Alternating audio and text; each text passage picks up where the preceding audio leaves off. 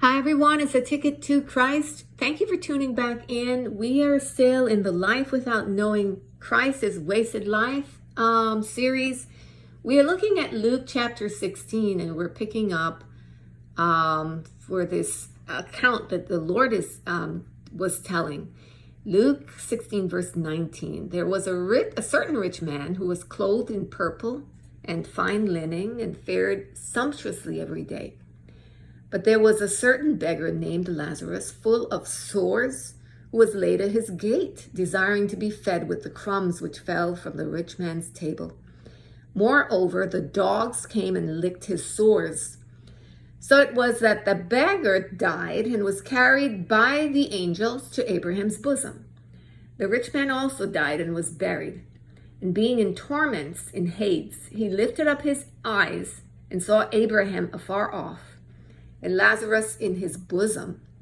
He then cried and said, Father Abraham, have mercy on me and send Lazarus that he may dip the tip of his finger in water and cool my tongue, for I am tormented in this flame. But Abraham said, Son, remember that in your lifetime you received your good things, and likewise Lazarus evil things. But now he is comforted, and you are tormented. And besides all this, between us and you, there is a great gulf fixed, so that those who want to pass from here to you cannot, nor can those from there pass to us. Then he said, I beg you, therefore, Father, that you would send him to my father's house. For I have 5 brothers, that he may testify to them, lest they also come to this place of torment. Abraham said to them, They have Moses and the prophets. Let them hear them. And he said, No, Father Abraham, but if one goes to them from the dead, they will repent. But he said to them, They do not hear Moses and the prophets, neither will they be persuaded though one rise from the dead. All right, so we can pause there and focus in on what is jumping out at you. What are you seeing? What are you hearing about a wasted life? What's jumping out for me is, first of all, that Lazarus, when he died, went to Abraham's bosom, it said, and the rich man, how he lived. Like I see, first of all, verse 19, the Lord is describing even what he wore, his clothing. He fared sumptuously every day. So it sounds like this rich man had designer clothes on and lived a lavish lifestyle. In today's example, it would be like he had, several Lamborghinis, BMWs, all of the best cars, he had, private planes, yachts, right? Different mansions. And then you had Lazarus, right? Who was lying in front of his gate, right? So he's sitting there begging, right? So some crumbs. So if, dogs came over and licked Lazarus. So the comparison is really stark. And you would think someone with all that wealth and all of that would have compassion, but he did not. You had this man just whittling away outside his door, impoverished. And he obviously noticed him. That's the hurtful thing about it. How did he notice him? Well, because in verse 24, he's telling Abraham to send Lazarus, right? To send some water. So obviously he knew who Lazarus was and felt Lazarus was way beneath him, and too beneath him for him to even give Lazarus anything while he was on earth, because he's now wanting Lazarus to be a messenger to serve him in his torment. When Lazarus was in his torment, he didn't do anything about it, but now he's in torment. He wants Lazarus to be used to do something. That's the contrast. And that is the contrast between sometimes what can happen here on earth, and people get their priorities mixed up. There are people here who are on earth, who are in positions of Lazarus, who live lives of faith, even though their lives are tough and challenging. They might be in a challenging nation or challenging type situation beyond their control, but they kept the faith. They keep the faith. How do you know? Well, he was carried to Abraham's bosom. Abraham is the father of faith, and the whole point, I think, of this is to show faith, where faith leads you.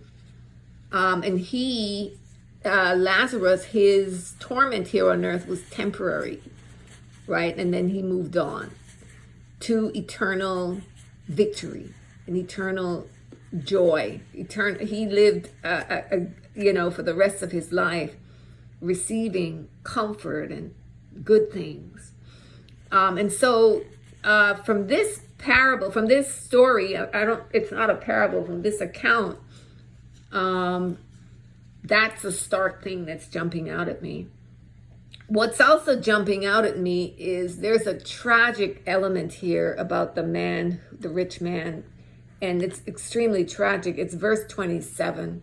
I don't know if you're picking up on that too, where he told Abraham to send to his father's house so that his brothers wouldn't have to be there. So this man had family that he cared about. And so he wasn't completely heartless. A lot of times you think of, if somebody's going to go to hell, they're just narcissistic, selfish, just very evil. No, you see that this person had the capacity to care for his family. He just didn't have a big enough heart, or he didn't have the heart to care for the poor and needy. And the Bible talks about when you give to the poor, you lend to God. When you give to someone, when you help someone who can't do anything for you, it's like you're like the hands of God on the earth. And that rich man had the opportunity to do that. The point isn't about that he was rich or that Lazarus was poor. There are many poor people who go to hell. There are many poor people who reject God and worship the devil and have nothing. That is not the point. The point was that is whatever the situation you're in, that you know God, that you have a relationship with God. Abraham knew God. He was called by God his friend. God called him his friend. He said, "Abraham, my friend." And Abraham his faith was credited to him as righteousness. It says in Romans that it describes how Abraham viewed God. He believed that God was the God who spoke of things that were not as though they were. That God was so powerful that he could just do whatever it was that he could do the impossible, and he was fully convinced of that, and faced his own life, fully seeing the facts of his life, but believed in who God was. And without wavering, it says, I believe, right? And so that is what I'm getting from this, the whole point. It's not that you're rich or you're poor. No, it's your faith in God. It's your relationship with God. Do you know him? To know God means to have faith in him. It means to entrust your life to him and to entrust your path to him. And if this rich man had done that, he would have treated Lazarus very differently, and he could have been used to even save his 5 brothers, because Abraham was not a poor man. Abraham was wealthy. He accumulated a lot of wealth while he was on earth, but Abraham was a righteous man and a man of faith. And so that's the difference. And so that's what I'm getting from this. I think this is a great account that the Lord is making here, is giving us, explaining to us, to study out. If you're studying through this type of topic, or if you're trying to share with someone or get somebody's attention, this is a great passage to just really pick apart and to think through, and even to pray through, asking the Lord for any takeaways, And then the Lord, from 29 to 31 in this passage, I think is bringing forth as well, just that we have all of the information that we need already. We have Moses, the prophets, let them hear them. Just as I was saying in, I think, yesterday's series or the day before, we have everything here at our fingertips. If people won't listen now, they're not gonna listen, right? And so that was a nice sum up of this account as well. So beloved, that is it from me.